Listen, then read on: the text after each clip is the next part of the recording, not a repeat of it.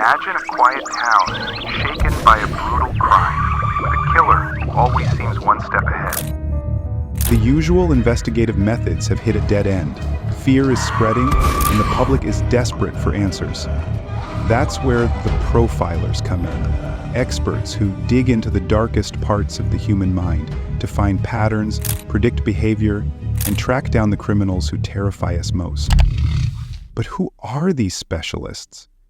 How do they manage to get inside the minds of criminals? And why are we so captivated by what they do? Criminal profiling is all about creating a psychological sketch of an unknown criminal, what the FBI calls an unsub or unknown subject.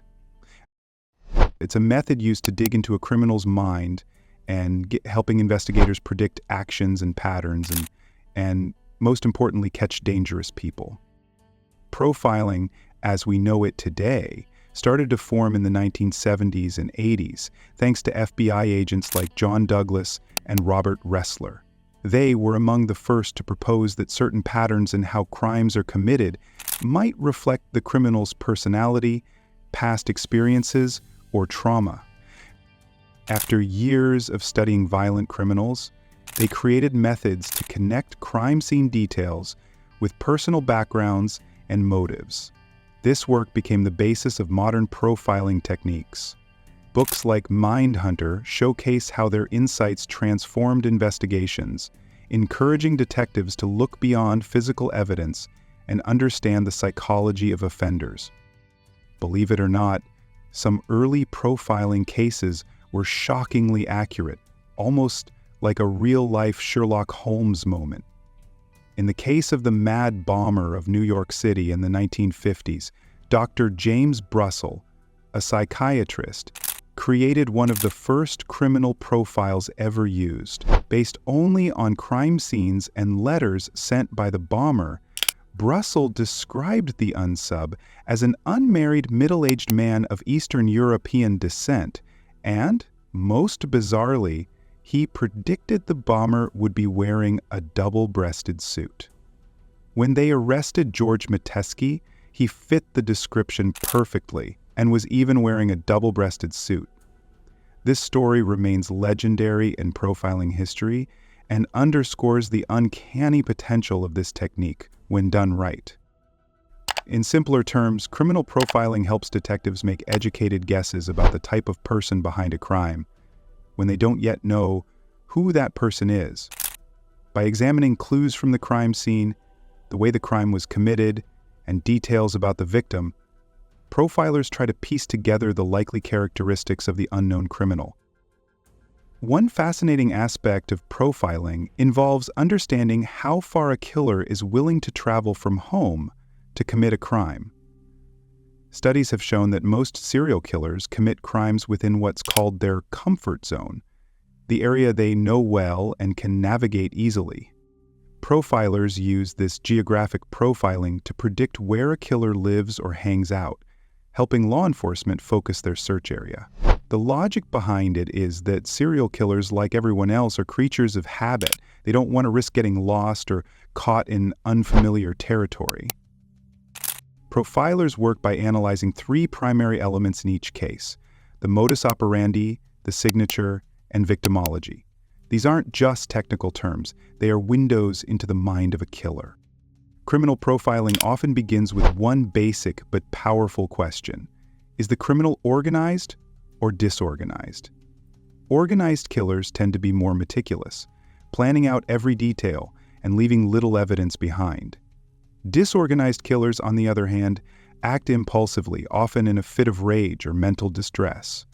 Understanding this distinction can tell profilers a lot about the killer's personality, lifestyle, and even their mental health.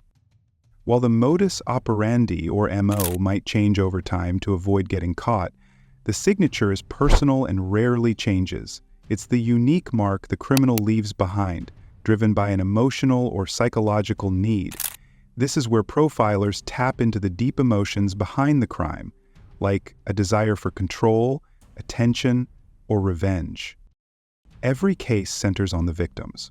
Profilers begin by asking why this particular person was chosen. By understanding the victim, their life, relationships, and daily patterns, profilers can get clues about the killer's motives and possibly anticipate their next move. Psychopathy versus sociopathy. What's the difference? Many serial killers are often labeled as either psychopaths or sociopaths. But what's the difference? Psychopaths are usually born with their condition, blending into society well enough to lead seemingly normal lives. They're often cold, calculating, and can be disturbingly charming. Sociopaths, in contrast, are more impulsive, struggle to maintain stable relationships or jobs, and can be easily angered. For profilers, understanding this difference is crucial, as it can offer insights into the killer's behavior and motives. The show Criminal Minds actually touches on this a lot, helping viewers understand the nuances of these two mindsets. While profiling is a fascinating psychological tool, its true power is seen in high-profile cases, where it has directly led to the capture of infamous criminals. The Unabomber. For nearly 2 decades, a mysterious bomber terrorized America, sending deadly packages to universities, airlines, and businesses, all with seemingly no pattern. Investigators struggled to catch him until FBI profilers stepped in.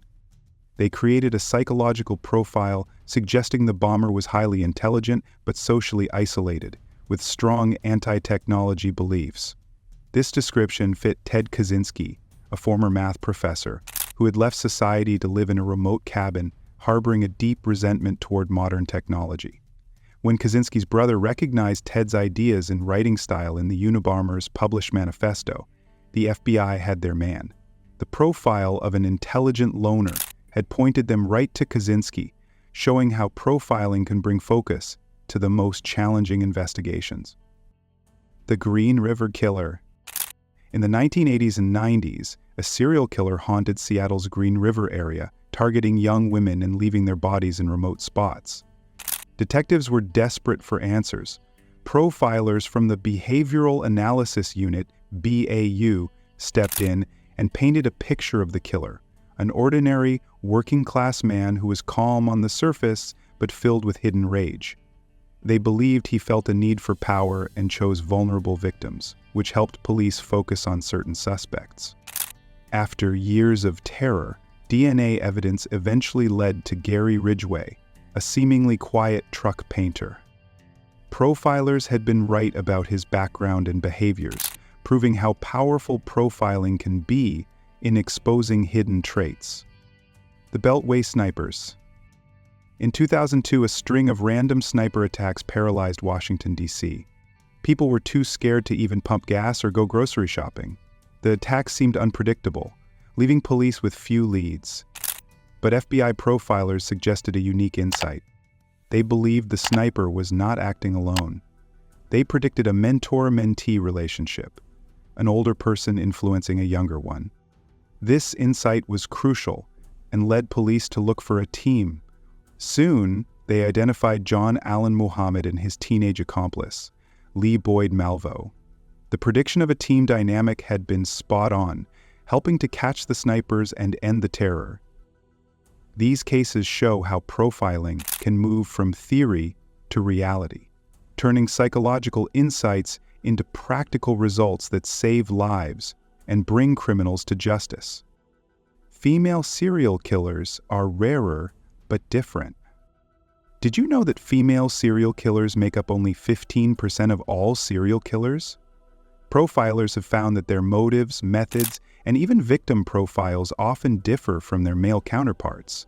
For instance, while male serial killers typically target strangers, female serial killers are more likely to target people they know, often using methods like poisoning rather than brute force.